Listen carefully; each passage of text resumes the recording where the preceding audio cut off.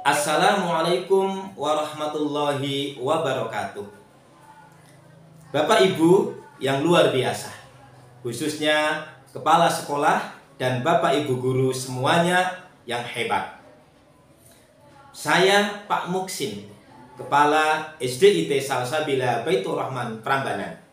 Pada kesempatan kali ini, saya akan berbagi praktek baik tentang langkah sukses melaksanakan P5, Proyek Penguatan Profil Pelajar Pancasila.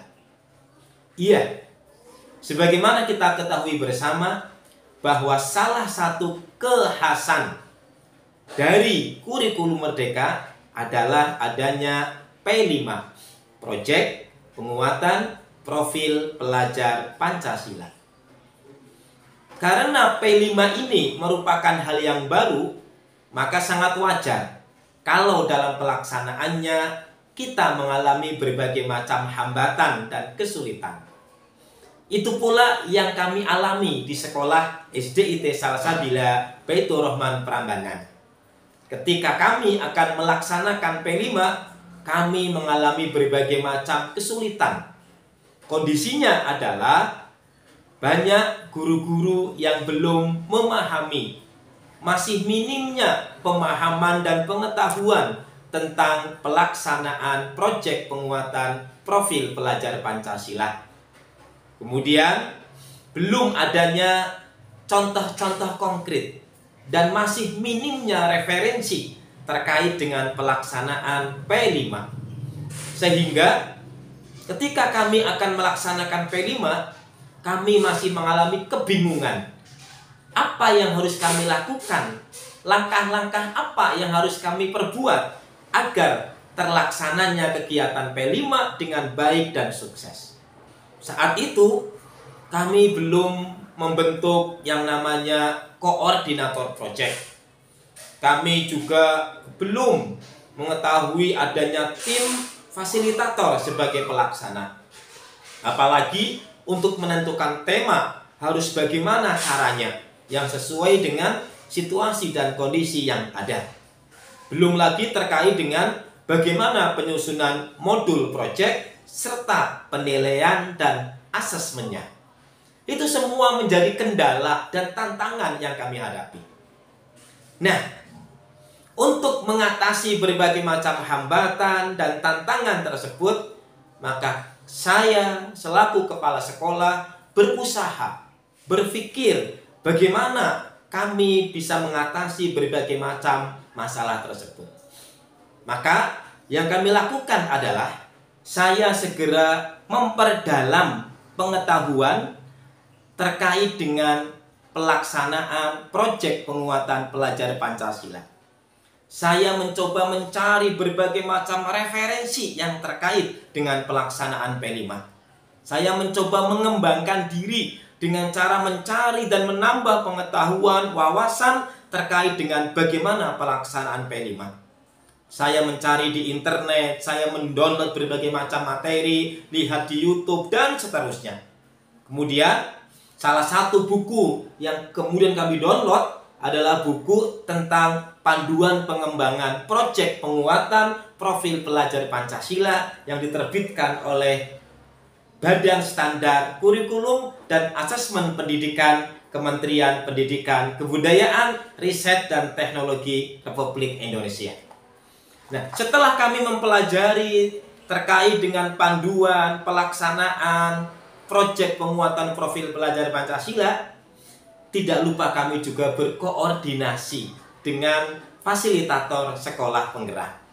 Ya, kami coba berkoordinasi, berkonsultasi, minta pertimbangan-pertimbangan, arahan, masukan terkait dengan pelaksanaan P5 ini. Nah, setelah itu kemudian langkah yang kedua adalah kami mengumpulkan para guru-guru semuanya serta tenaga kependidikan untuk melaksanakan pengembangan diri terkait meningkatkan pemahaman dan pengetahuan proyek penguatan pelajar Pancasila. Dari hasil saya mengembangkan diri, dari hasil saya belajar, dari hasil saya mencari referensi dan konsultasi dengan fasilitator, Kemudian kami bagikan dengan para guru-guru untuk memiliki mindset yang sama, agar memiliki jalan yang seirama dalam pelaksanaan P5. Nah, setelah itu, baru langkah yang ketiga adalah kami meminta masukan kepada Bapak Ibu guru terkait siapa nih yang akan dijadikan koordinator proyek. Jadi, langkah yang ketiga adalah menentukan koordinator proyek. Kemudian langkah yang keempat adalah kami bersama koordinator proyek segera membentuk tim fasilitator proyek. Tim fasilitator proyek inilah nanti bersama dengan koordinator yang akan melaksanakan pelaksanaan P5 tersebut. Kemudian setelah koordinator terbentuk, tim pelaksana proyek juga terbentuk, langkah yang kelima adalah saya bersama koordinator dan juga tim fasilitator segera bermusyawarah untuk menentukan tema apa yang akan diambil di dalam pelaksanaan P5 tersebut. Kami bermusyawarah terkait dengan tema, kemudian topik, serta dimensi apa yang akan diambil dalam pelaksanaan P5. Pemilihan tema, kemudian pemilihan topik, kemudian juga pemilihan dimensi, tentu merujuk kepada visi misi sekolah serta permasalahan yang ada di sekolah kami. Nah, kemudian langkah yang keenam, setelah kami menentukan tema, topik, dimensi, serta kegiatan apa yang akan dilaksanakan sebagai proyek, maka koordinator bersama tim segera menyusun modul proyek penguatan profil pelajar Pancasila. Otomatis di modul ini nanti termasuk di dalamnya ada asesmennya sebagai bentuk penilaian yang nanti akan kita laporkan kepada orang tua wali murid.